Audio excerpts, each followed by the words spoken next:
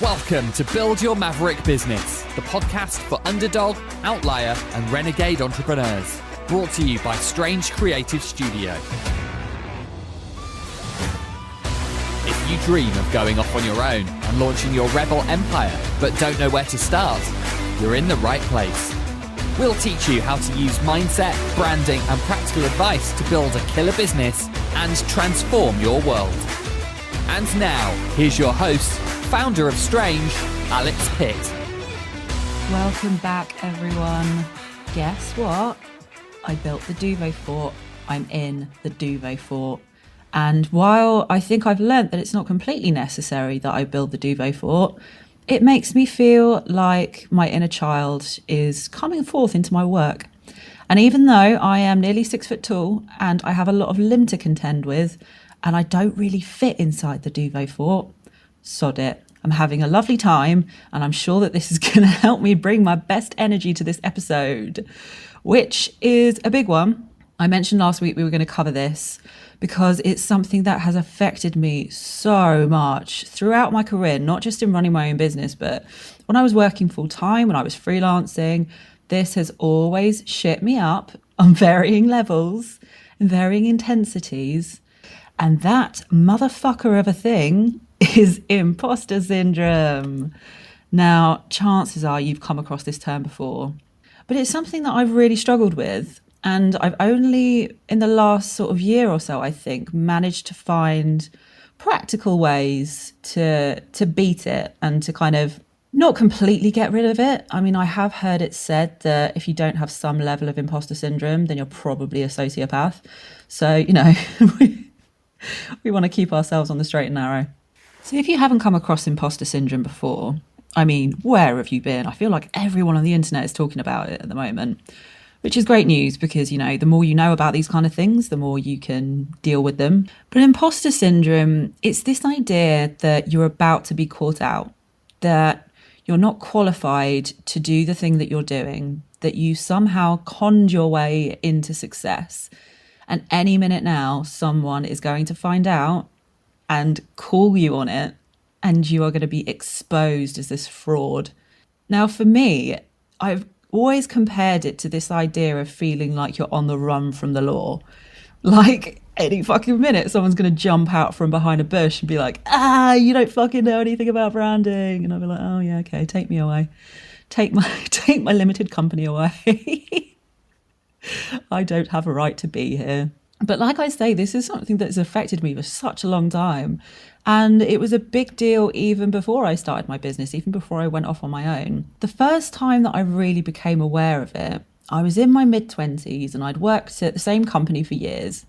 And I realised it was time for a change and sort of looked around for some new jobs. And eventually I got a new role at a company who was paying a lot better than my previous role. So I had this pay rise of about £11,000 a year, which when you compare one salary to another and the age that I was only young, it was such a fucking big deal. Like that was a life-changing amount of money to me. Now I have all sorts of issues around money mindset as well, which is another podcast episode. We'll get into that another day. But the fact that it was such a big jump in salary absolutely sent me loopy. And I just had this like, oh, fuck, I can't do this. I don't know what I'm talking about. I don't know what I'm doing. I'm going to get in there and everyone's going to realise that I'm useless. Like all of these thoughts were just going on in my mind constantly. And I got to this new job and everyone was very lovely. And I worked there a week, constantly waiting for somebody to realise how shit I was at everything. And then in my second week, I made myself so ill that I had to go to A&E halfway through a Monday morning. And it was one of the most humiliating things that's ever happened to me. It set off about 1.5 years worth of health issues. Like, this is how bad this can get. Because the stress that I caused myself in thinking that I was a fraud, I'm about to be caught out, any minute now, someone's going to jump out from behind that fucking bush and say you don't know what you're talking about. It's honestly, every time Strange send out an email, every time we put out a blog post, every time I guest speak on a webinar, I'm just expecting someone to email me and say, you don't know what you're fucking talking about. And it's like, come on now. How many years am I going to have to do this? How many years am I going to have to run a branding agency? How many client testimonials am I going to have, which are absolutely glowing and love the work that we do, before I accept that maybe, just maybe, I do actually know what I'm talking about? If you're anything like me and you've contended with imposter syndrome, if you're still trying to work out how to navigate this fucking little mind gremlin, then I have found a few techniques that have worked for me, and I'm going to share them with you this week. Hopefully they come in useful. Hopefully they will help you to deal with your own imposter syndrome. If there's any others that you want to add to the list, drop us an email, let me know. I would happily top up in next week's podcast so that we can get sharing some ideas, because this is a bitch. This is such a pain in the ass thing that happens. Mindset is so important when it comes to building your business, and this little motherfucker of a thing can be really crippling if you don't get a bit of a grip on it. So I'm going to share with you my absolute top tips of how I've learned to deal with this. Now, the first one is one of the best pieces of advice that I've been given in ages. Very wise woman that I know, very lovely lady. I told her about my imposter syndrome. I told her that I've got this, this horrible negative self-talk going on. You don't know what you're doing. I will never be anything. I ain't shit. She said to me, if you have that negative self-talk going on in your mind, give it a name, give it a face, and give it a silly voice, and tell it to shut the fuck up. Now, as soon as she said that, the first thing that came to my mind was, I'm going to call him Colin. I am so fucking sorry to anyone who's listened to this podcast who's called Colin. Please don't at me. I'm really sorry, Collins of the world. Let me tell you why, though. So when I was a little girl, very small, I was getting tucked into bed one night by my dad. And Daddy Pitt is an absolute legend. He's a hero. He's where I get a lot of my, let's say, quirks from. And I said to my dad, you're not allowed to leave because there's a monster in the room. And Dad was very, very sweet about it. He went and checked under the bed. He checked in the wardrobe, checked behind the curtains. He said, there is no monster. And I was like, nope, you're not allowed to leave. There's a monster. And he was like, look, okay, you've got to get to bed. But if the monster comes back, just pretend his name is Colin. Because nothing called Colin can ever be scary. I mean, what a fucking wonderful way to view the world, right? So I was just like, oh, okay, cool. There may or may not be a monster in my room, but if he's called Colin, I can't fucking be scared of him. So when it came to this idea of giving my negative self-talk a voice, I was like, I'm going to call him Colin. Now, I photoshopped him into existence. He looks like a kind of pasty, hideous Jabba the Hutt wearing a pink cowboy hat. The pink cowboy hat was just for a laugh. But I had this picture. I keep it on my phone in the favourites folder of my phone. And now whenever I have this horrible negative self-talk in my head, if you don't know what you're talking about, you're kidding yourself, you're never going to be a success, and you're about to be caught out for not knowing what you're doing, I just say, shut the fuck up, Colin. Shut up, you little bastard. And you know what? I give him a silly voice as well. He kind of talks like that. So you actually can't fucking take this guy seriously. So whenever I feel freaked out, whenever I think, oh my God, I have no idea what I'm doing, I remind myself that that's not me talking. It's just Colin. And Colin's a little bitch, and Colin can shut up. The next thing that's really helped me, really, really made a difference to how I approach my imposter syndrome, is to remind myself that I'm an expert to someone. One of the things that really triggers my imposter syndrome is comparing myself to other people, right? Now, that's a super common thing. We all do it. We can't help it. It's human nature.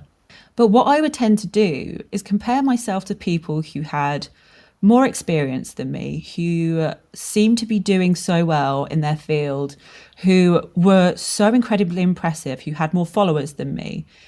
Brand strategists who have got 10,000 followers on Instagram or whatever on LinkedIn and just looked really super impressive. What I really should have been doing was realizing that for every one of those people who I was looking to and comparing myself to, who was absolutely fucking smashing it in my eyes, there was like 10,000 people who do not know the first thing about what I do. They don't really get branding, they don't get graphic design, and they don't want to have to try and work it the fuck out. In the same way, I hire an accountant to do my taxes because I don't want to work that shit out. They just want someone who understands all of this stuff better than they do and can help them.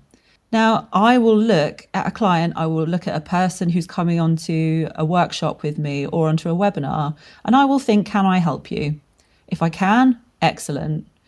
If I can't help them, then they're not the right fit for me. And that's it. That doesn't mean that anything's gone wrong. It doesn't mean that I'm not good enough. It doesn't mean that I'm not qualified enough. Nothing has gone wrong. It just means that that person is not the right fit. That's all. It means absolutely nothing about me as a person, my skill set, anything. And that's quite a liberating feeling. That's quite a relief when you think about it like that. It shouldn't be about, I have to be the best at everything, or I have to be the most qualified, I have to beat everyone. It's just, who in front of me can I help? That's all. Now, this third one actually came out when I was having a conversation with some of my oldest friends. We've got this group chat of maybe 9 of us, 9 girls. We've known each other for years and years and years. Absolutely love them all to pieces. And I can't remember how this came about, but we were all chatting in our WhatsApp group one day. One of them said, do you know what? I'm starting to think that success is so much less to do with your skill set and your knowledge base and everything that we take for granted, like talent, for example, is so much less to do with that and so much more to do with how confidently you can talk absolute bullshit to a group of people. And all of us absolutely pissed ourselves. Yes, that is so fucking true. And, we're all successful women. We've all got careers that we're really proud of. We all work in different industries. But all of us found that to be true. That success is so much less to do with your talent and so much more to do with how much you can bullshit people. And it was really quite a depressing thought. Please do not get me wrong. I'm not going to sit here and say to you that you should be going out there and bullshitting people. The point of what I'm saying is that you can't let your voice get lost in the noise. I heard this mantra a few years ago, which has absolutely stuck with me ever since I heard it. And it is this: there are people out there with half your talent making waves while you're still waiting to feel ready. So what if, just humour me for a second, what if you did just go out, start that business, do that talk, launch that thing that you've been thinking about that you're too scared to do because you think that you're some kind of fraud? What if you just did that and let yourself fake it until you believe it? Now, fake it until you believe it is a fantastic saying that I heard from a very, very successful business owner friend of mine. And it is really around just letting yourself play the game a little bit. Don't be cruel to yourself. Don't think that you don't have as much to say as anybody else, because there are a lot of bullshitters out there. And the chances are that you've got a lot of things to say, but you're terrified that someone's going to call you out and say, no, you don't know what you're talking about. If you fake it until you believe it, step up, picture this version of yourself that is the ideal, you in 5, 10, 20 years time as this successful business owner. Show up as them every day, even if you feel like you're bullshitting. The chances are you're really fucking not. You're making a lot of sense. You're bringing a lot of value to people. And there will come this point where the scales tip, where all of a sudden you realize that you're not playing a part. You are bringing that value. You are helping people, and you have built something that's really worthwhile. There was no bullshitting. There is no snake oil salesman around here. But by just letting yourself believe it, fake it until you can get to that point where you truly believe it yourself. And you'll realize that everyone believed you all along. You were the only one who wasn't going along for the ride. Everyone suffers from some level of imposter syndrome. I truly believe that if you don't, then you're probably a sociopath. So don't be mad at yourself if you have these thoughts. Don't be mad at yourself if you feel like you're holding yourself back. Just try and acknowledge it and don't let it beat you. So read up on imposter syndrome. Let me know if you have any more tips other than the ones that I've shared today. Go forth and prosper, my loves. And I'll see you next week. Building a maverick business of your own. Don't leave your branding to chance. We have a range of strategy and design packages to kickstart your killer brand and help you find your raving fan base. Book a free discovery call with Alex today at strangecreativestudio.com.